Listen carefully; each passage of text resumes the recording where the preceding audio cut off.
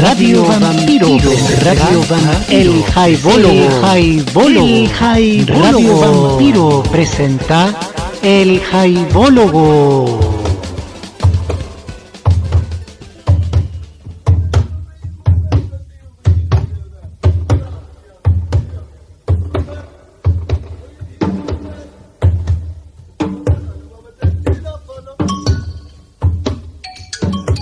¿Qué tal, amigos y amigas? En esta reunión de El Jaibólogo completaremos el ciclo de programas al que hemos llamado La Vorágine. Hemos revisado Pan Negro, La Reforma, El Tótem, Mucha Inmensidad, y en esta última sesión concluiremos con ¿Qué hacer?, y que corresponde al último disco del conjunto de 5 álbumes que rescatan las improvisaciones de los Viñamarinos entre 1969 y 1970. Vamos a ¿Qué hacer?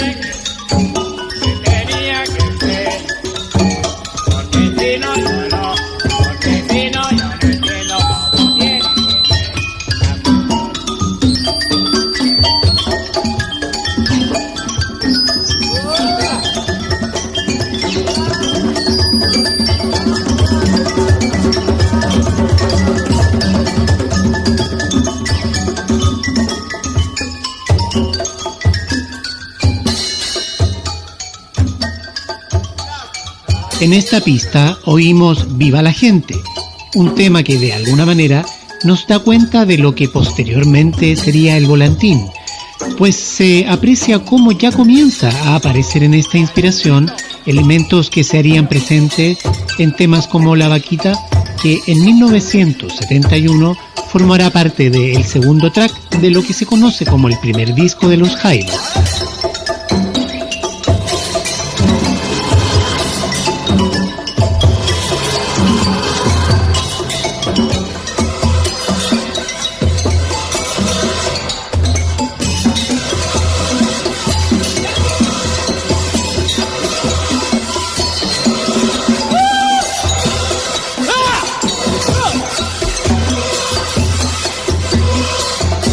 Podemos señalar que en rigor este es el primer LP del conjunto, por cuanto es la primera grabación en estudio que existe de los 5 Viñamarinos.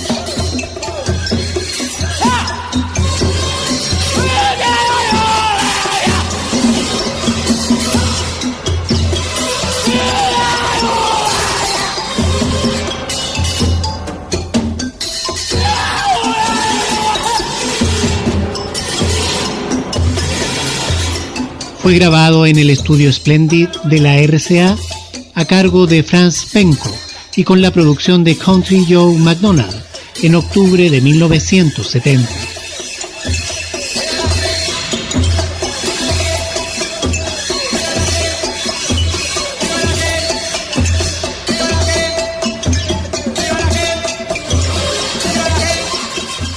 Son improvisaciones que nacen de la propuesta de Raúl Ruiz y de Saúl Landó para musicalizar una película de nombre ¿Qué hacer?, que registraría la atmósfera política nacional de aquella época. Escuchamos Viva la Gente para revisar las características de estas improvisaciones que se materializaban en unos jaivas absolutamente complementados en esta época.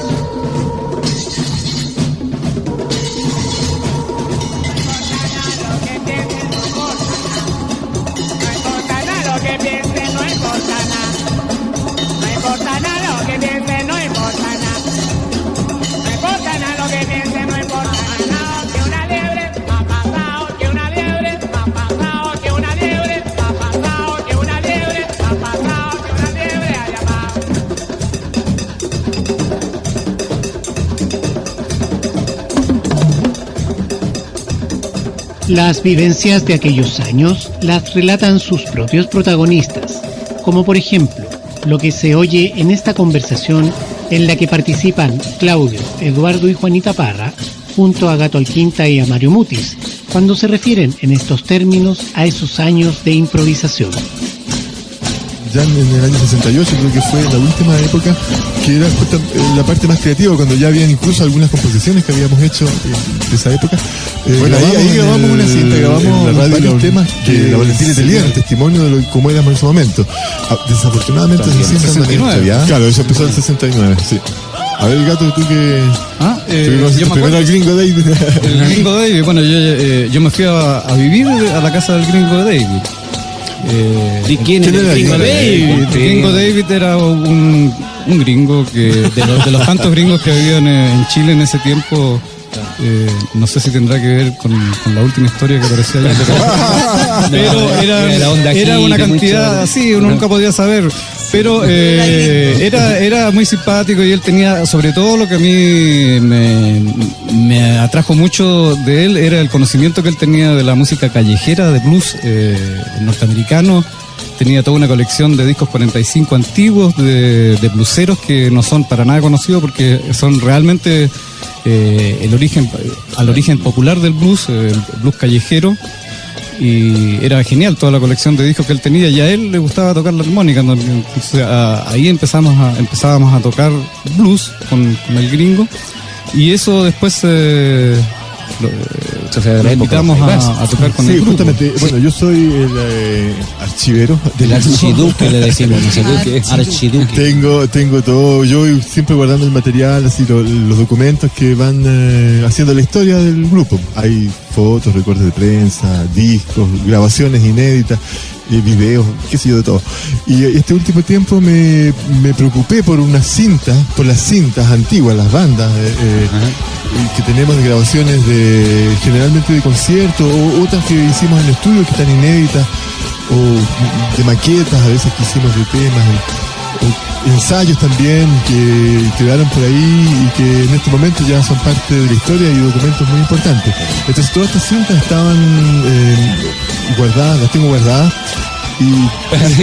Así que me fui a un estudio y empecé, digamos, porque el archivo es bastante grande, hay una cantidad es grande, y empecé a pasarla a digital, a DAT, y de paso hacía una copia en CD para poder escucharla. Escuchamos la segunda pista de la grabación de ¿Qué hacer?, llamada Me voy pa'l norte, cuya duración es de 5 minutos con 38 segundos, de factura inspirada en el huayno, y que da cuenta de la tendencia a la raíz folclórica que años más tarde sería el sello de la banda.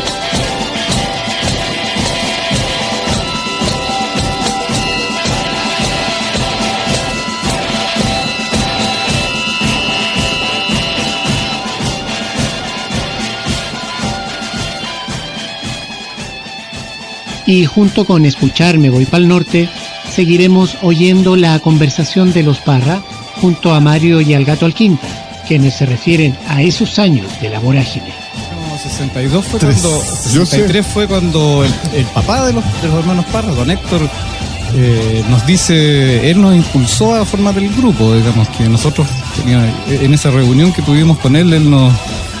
Primera reunión. Me acuerdo me acuerdo como él nos aconsejó y nos dio una serie de consejos así para el grupo, y el primer concierto del grupo fue en la escuela del pedagógico Valparaíso. Justamente esa reunión la tuvimos unos días antes de ir a tocar al pedagógico. Que yo me acuerdo, otra cosa notable también del Gringo David es que él andaba tocando por las calles y cuando nosotros estábamos tocando en algún concierto, de repente llegaba él, se subía y tocaba con nosotros. Y él componía también, hacía canciones. Lo increíble es que él hacía canciones en español. Él cantaba en español cuando en ese tiempo todos cantaban en inglés. y hacía temas de lo cotidiano. Ese año, un año de sequía, el año 68 me acuerdo, él hizo un tema que se llamaba La Sequía. Entonces le cantaba todos los problemas. Como el hip hop así, ¿no? Claro. Es el espíritu del blues, pues el blues siempre tiene una como el noticiero musical. Ahora era justamente transición verdadera, porque nosotros teníamos el conflicto con el nombre, ya que estábamos cambiando. Era como que esos famosos high bass para nosotros, que habían sido desde prácticamente niños y habían animado fiestas, habían dejado de existir. Ya no los queríamos ver, nosotros queríamos hacer otra cosa. Entonces se produjo un momento en que como algunos meses nos llamamos Pan Negro. Gringo David prácticamente nos llamábamos Pan Negro casi todo el tiempo que estuvimos tocando con él esta experiencia. Bueno, lo otro que hay que notar es que la música de ese momento era improvisación, porque cuando dejamos de ser high bass, se terminó la orquesta de baile, nosotros nos lanzamos de un día para otro en la improvisación. Era como hacer un borrón y cuenta nueva. Y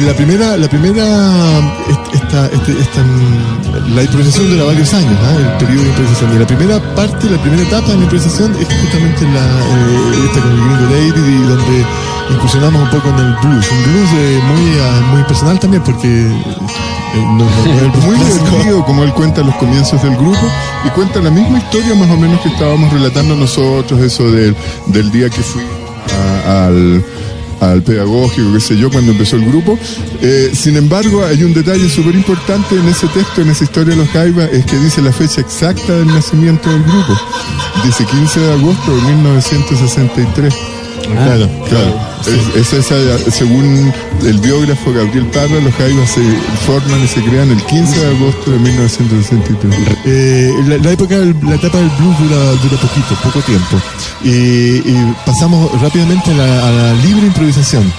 Un periodo así donde ese ya es de búsqueda total, porque en ese momento todo era música. Nos encontrábamos de repente arrastrando las sillas. Ahí fue cuando empezamos a utilizar el piano ya y con todas sus posibilidades. Ahí lo tocábamos en las cuerdas, rascándole las cuerdas, pegándole las cuerdas. Yo tocaba, me acuerdo que rascando las cuerdas con cosas metálicas o pegándole las cuerdas. Había otra que era el palo, o sea, unos palos puestos sobre las cuerdas, entonces sonaba como... Utilizábamos también un tocadisco. Un tocadisco que el tocadisco enchufado al equipo a los equipos.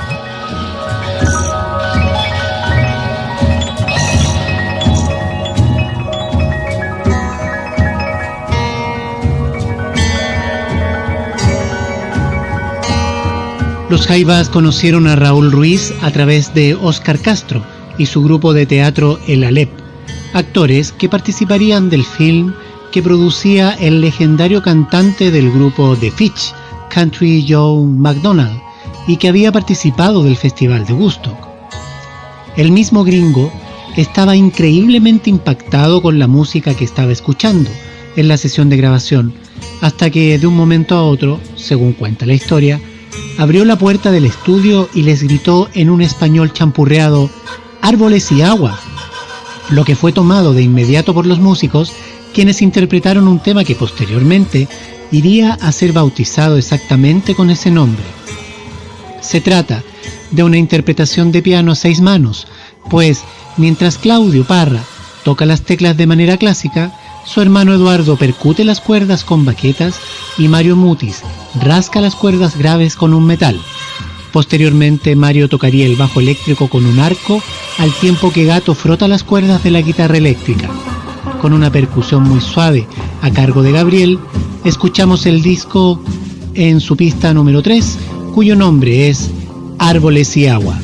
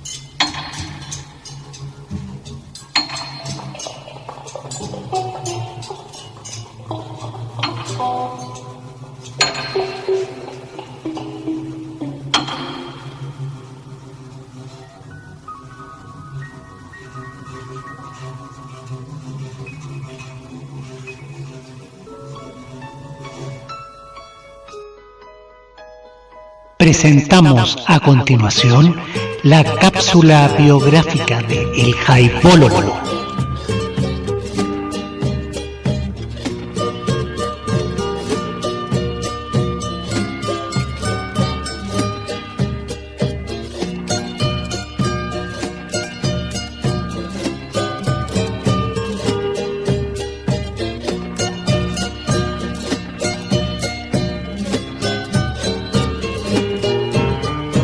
No cambiaré, mi destino es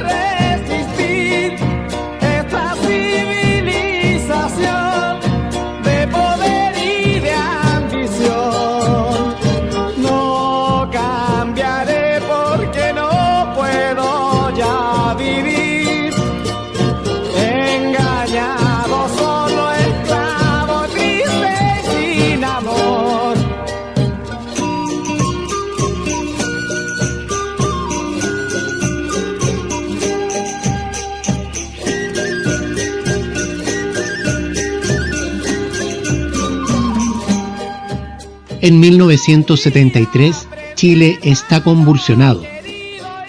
En ese contexto, Gabriel Parra, como manager del grupo, inscribe a su nombre los temas del conjunto, puesto que en Chile no existía una ley que permitiera registrar temas musicales a nombre de un imaginario colectivo.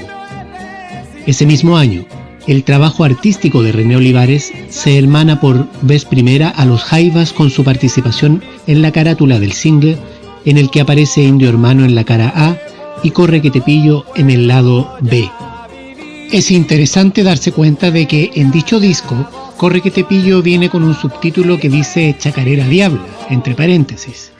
Y no solo eso, sino que además en el single venía un inserto de un corazón con segmentos de un libro llamado Fragmentos de una Tierra Nueva. Desde esa oportunidad, René Olivares no se separaría del grupo y, como alguna vez señalara Eduardo Parra, sería el sexto Jaiva. El artista cuenta que venía llegando de un largo viaje que había hecho con su familia en una combi ornamentada con flores cuando conoció al Gato Alquinta. Ambos trabajaban en forma paralela en dos proyectos. Por su parte, Gato esbozaba lo que sería Indio Hermano y René preparaba la imagen de un indio con un sol en las manos surgiendo desde atrás de una montaña. De esa forma nace la carátula del vinilo al cual nos referíamos anteriormente, aunque debemos decir también que dicho cuadro fue robado durante los 90 desde una galería de arte en París. Ese mismo año de 1973, en el mes de febrero, se organiza el mítico encuentro Los Caminos que se abren, en el cual se hacen presentes Manduca y el Pole, quienes serían de gran influencia para los Jaivas, porque junto al primero grabarían posteriormente en 1974 el disco Los Sueños de América, y con los segundos forjarían una amistad que dura hasta el día de hoy y cuyo sello ha quedado en los Jaivas particularmente a partir de la rítmica peruana, especialmente la marinera. Lo cierto es que René Olivares también se encargó de hacer el afiche de Los Caminos que se abren, que fue conducido por Sergio Pirincho Cárcamo y Lelo Aguirre, a los cuales ya nos hemos referido anteriormente en el Jaivólogo.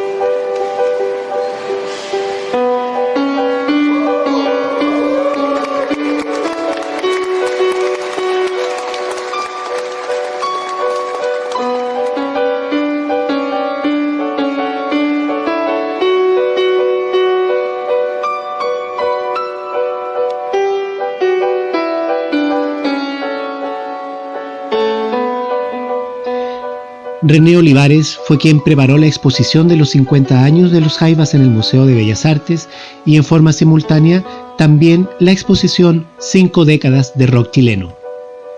Montó en esa oportunidad más de 20 carátulas con la discografía de los Jaivas, óleos originales, dibujos y acuarelas.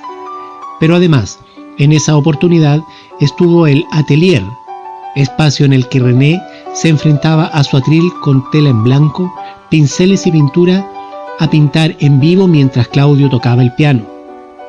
Precisamente, escuchamos en estos momentos la versión para piano de La Conquistada que interpretó Claudio Parra mientras René pintaba.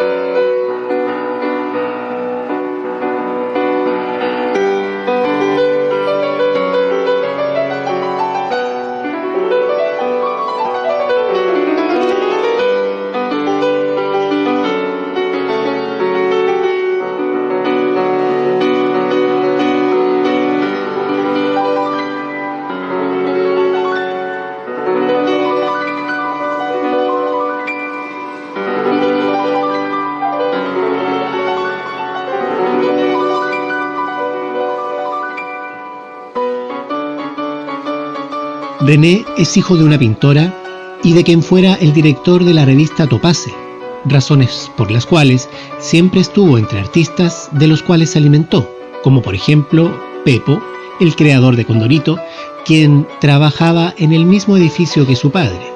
Olivares también laboró en la revista Pandilla, dirigida por Marcela Paz, e hizo vida en distintos lugares. De hecho, se encontraba en Rapa Nui cuando fue el golpe de Estado.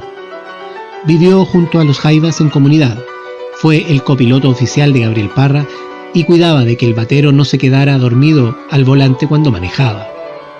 Trabajó como escenógrafo del grupo El Alep, dirigido por Óscar Castro, mismo grupo que estuvo vinculado a la película ¿Qué hacer? La obra de René Olivares es profunda y surrealista. Se pasea por imaginarios americanistas de ensoñaciones. Y ese arte que imprimió en los Jaivas forma parte de la esencia misma del grupo. Desde el dibujo de los Jaivas en un barrial de la carátula de Aconcagua hasta el cómic de Guairuro, o desde sus cuadros tremendos y detallistas hasta las acuarelas que forman parte de las carátulas de los discos de La Vorágine, la obra de René Olivares es tremendamente suculenta, prolífera e imaginativa.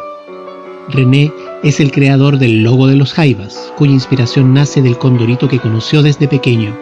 De hecho, se puede ver en la carátula del disco en el bar-restaurante de Lo que nunca se supo, en el cual aparecen imágenes caricaturizadas del mundo Jaiva, cuyos personajes son especialmente derivados de los de Pepo. Mencionamos como ejemplo la pintura del álbum Todos Juntos de 1976, que presenta a un personaje sentado a una mesa en el interior de su habitación mirando por la ventana, pero que se funde con el exterior representado en una calle de noche con un cielo nublado y una luna llena luminosísima. El cuadro evoca elementos latinoamericanos de manera surrealista con su juego interior-exterior. Destacan los colores cafés, tierras, ocres y las sombras o las luces que se divierten generando un dibujo tipo caricatura. Y no solo eso, sino que además propone la gráfica del nombre de los Jaivas siguiendo la misma curvatura convexa de la luna. Son letras gruesas y redondeadas con terminaciones estilo rococó. Más adelante, claro está, dicho logo cambiaría por el mayormente conocido de los Jaivas. Sirva todo lo anterior como ejemplo para rendir un pequeño homenaje al creador del arte gráfico de los Jaivas, un René Olivares, el quinto Jaiva, que nos ha llevado por todos estos sueños a imaginar ese cosmos americanista tan tremendamente bello e imaginativo. Y citando a Paul Eluard, frase del gusto del mismo René, poeta no es el inspirado, sino el que inspira. Debemos señalar que verdaderamente René Olivares ha sido un pintor que nos ha inspirado.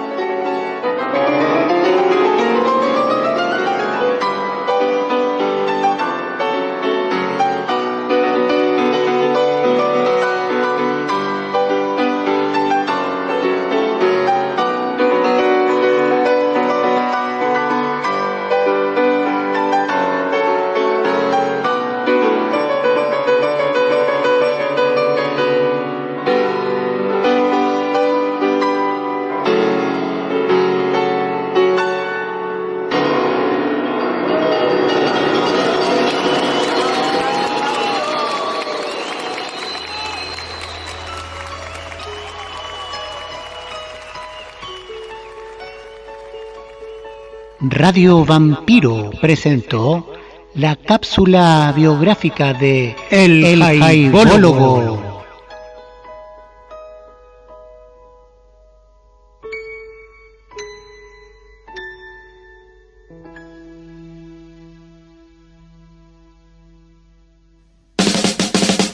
Estamos presentando El Jaivólogo.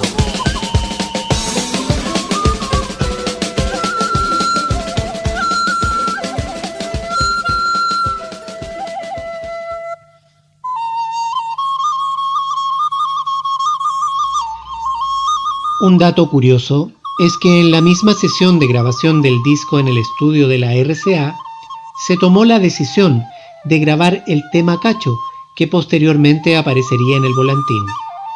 Y no solamente eso, sino que además los Jaivas registraron bajo la producción y a petición del mismo Country Joe McDonald 2 canciones que ya pertenecían al pasado del grupo. Se trataba de Ali Baba y los 40 ladrones, que en uno de nuestros programas ya tuvimos la ocasión de oír, y del tema llamado La chica del rodadero, pues pensaba llevarlo a Estados Unidos para promover al grupo en el mundo latino del país norteamericano. Lo que sucedió después fue que McDonald's nunca más se volvió a comunicar con los chilenos.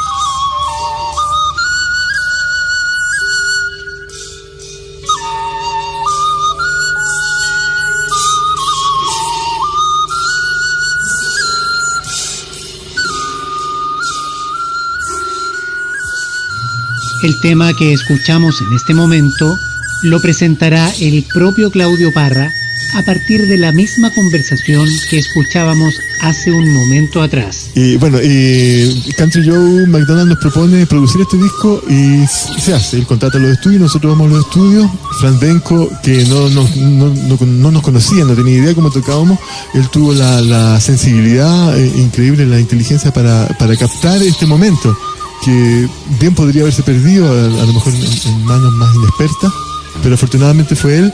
Y bueno, él abrió los micrófonos y grabamos, creo que fueron como 12 temas, todas improvisaciones. Nosotros usábamos este tocadisco que dábamos vuelta para adelante, para atrás. Teníamos entre los discos que poníamos había un discurso de Fidel Castro y había unos poemas de Neruda. Después le pusimos título a cada una. Este que vamos a escuchar le pusimos el título Neruda. Se llama Neruda por equivocación, dando vuelta el discurso de Fidel Castro. Y Mario creyó que era la voz de Pablo Neruda, entonces le empieza a decir a Country Joe, escucha Gringo, y dice, escucha Neruda, escucha Pablo, escucha Pablo.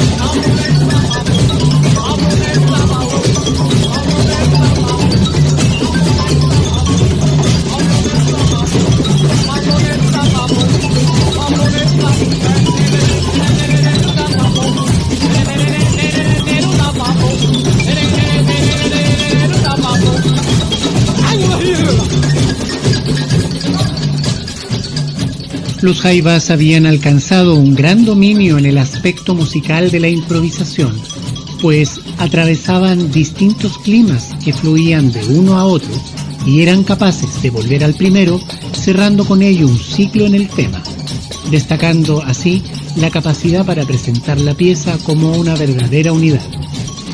En Neruda, Gato Alquinta comienza con un muy buen manejo de la flauta dulce y los distintos instrumentos se van agregando hasta dar con una impresionante percusión que incluye los gritos de Mario, quien equivocadamente le dice al gringo que escuche a Pablo, cuando en rigor quien hablaba en la grabación era Fidel Castro. Después de esta inspirada celebración de percusiones, el órgano alcanza un pequeño solo que invita a Gato a generar una letra que llama al movimiento, al baile. Luego, el mismo órgano se quedará sostenido para desacelerar el tempo y volver a la flauta dulce, quieta, suave, de manera que se cierra el tema equivalentemente a como había comenzado. Y es curioso notar cómo sucederá tiempo después un final similar a este en Los caminos que se abren.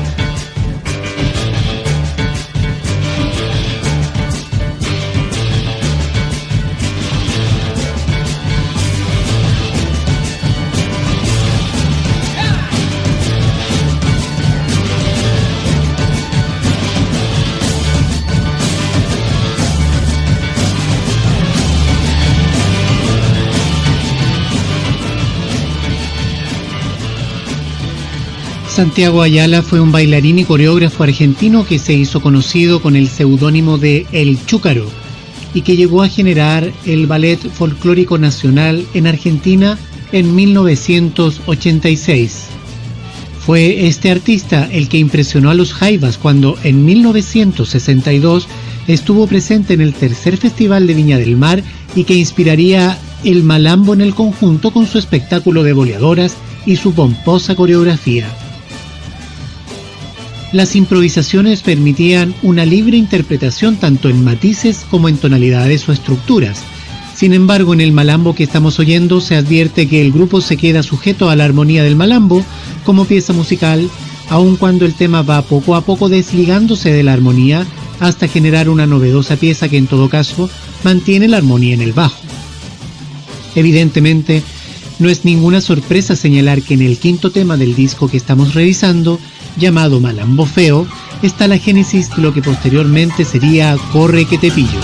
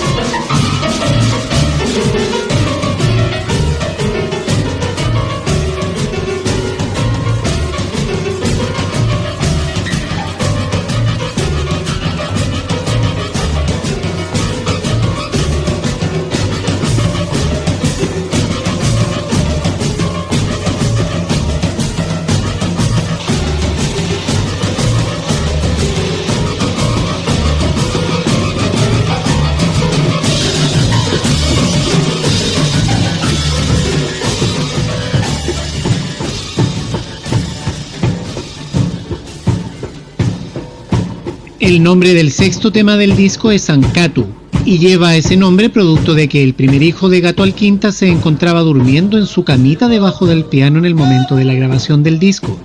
Pero el niño despertó rompiendo en llantos, quedando con ello el registro del bebé, quien años más tarde también sería músico y formaría parte de la primera versión de los Jaivas tras la muerte de su padre junto a sus hermanos Eloy y Aurora Alquinta. En todo caso, la pieza musical tiene una notoria influencia en la rítmica de los cantos indígenas americanos.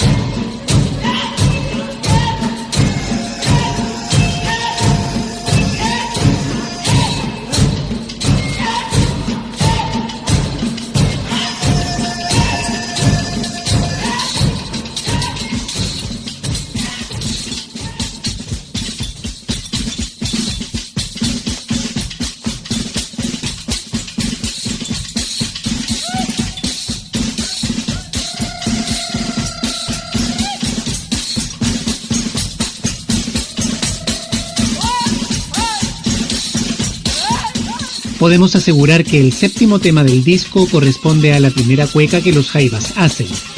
Tanto en el Malambo Feo como en esta improvisación de estructura de 6/8 ya se hacen notorias esas primeras manifestaciones americanistas que posteriormente serían tan propias de los Jaivas. En aquella época de innovaciones, el grupo buscaba la disonancia en lo armónico, la expresión musical se generaba en lo politonal. Sin embargo, la cuequita se representa de manera bitonal, porque Gato está cantando en un tono y el piano se encuentra en otro distinto, y no se encuentran nunca en esta superposición que llega a ser una pieza graciosamente descompuesta. Escuchamos Cuequita para reconocer estas ideas de las que estamos hablando.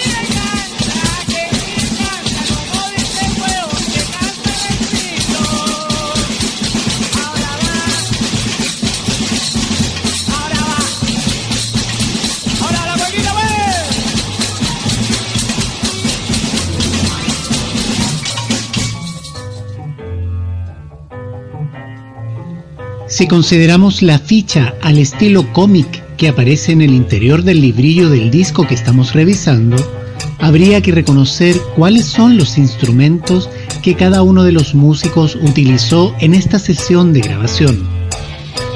Claudio Parra tocó piano, piano preparado, rasca de metal, agogó, xilófono, tocadisco, manguera soplada y botellas. Gato estuvo a cargo de la voz, de la guitarra eléctrica, de la flauta dulce, de las tumbadoras, de el cultrún, la rasca de metal y de los sonidos guturales. Mario tocó bajo, bajo con arco, bongó, pandereta, piano preparado, agogó, voz y sonidos guturales. Gabriel hizo batería, vibráfono, marimba, glockenspiel, voz y sonidos guturales.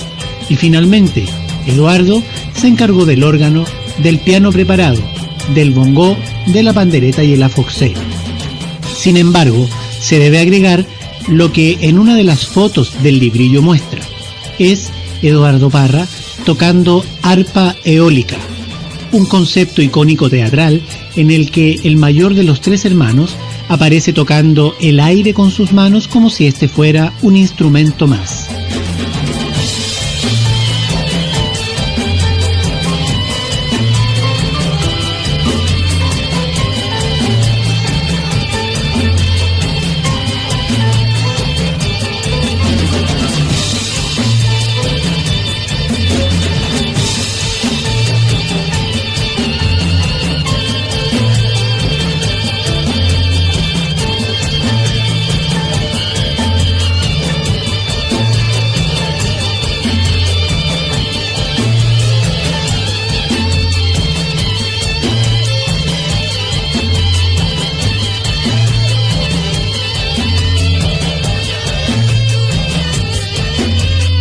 Bajo continuo se trata de un tema con una influencia de ritmo bailable al estilo mambo que trae a relucir la nostalgia de la primera etapa del conjunto, cuando se encargaba de amenizar las fiestas a las cuales los invitaban a participar.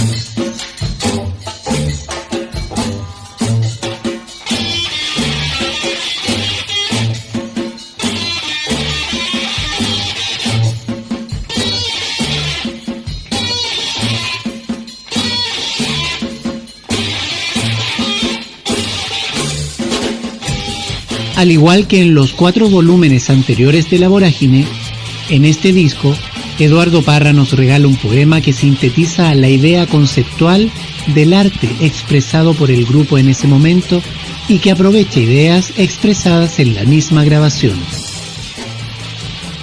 Metámosle nomás, te lo dije que tenía que ser, en una cuerda floja. ¿Qué hacer? Más pasado que una liebre. ¿Qué hacer? Se están quemando los tapones. ¿Qué hacer? Metámosle nomás. Viva la gente, viva la gente, viva la gente que baila. Ay, ay, ay, linda mulatita, mueve las caderitas.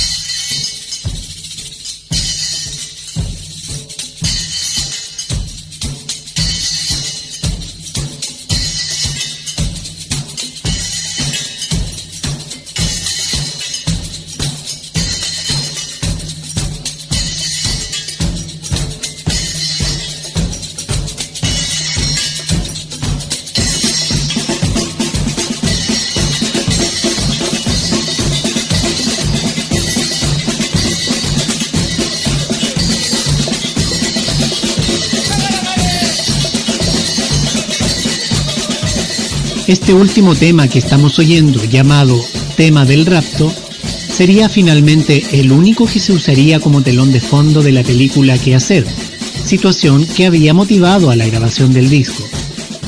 Esta adquiere una dimensión de samba o marchiña cuyo tempo va acelerando hasta la inclusión del piano, que se convierte en el cantante del tema entre la destacada percusión tipo batucada, aunque sin repique, al punto de una melodía de teclas que dan cuenta del clásico pito de la samba, con una pequeña melodía que Gato esboza antes de que el tema concluya.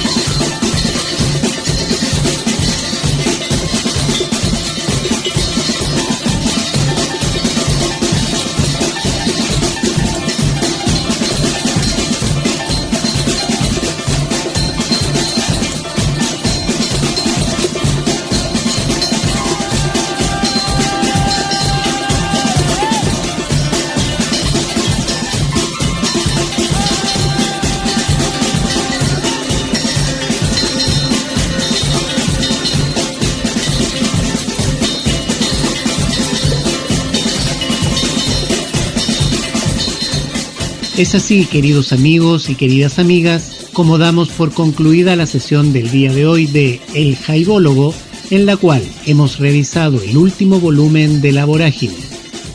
Terminamos de esta forma el ciclo de 5 programas dedicados a esta etapa de improvisaciones del conjunto. Nos oímos en la próxima sesión. Tremendos abrazos.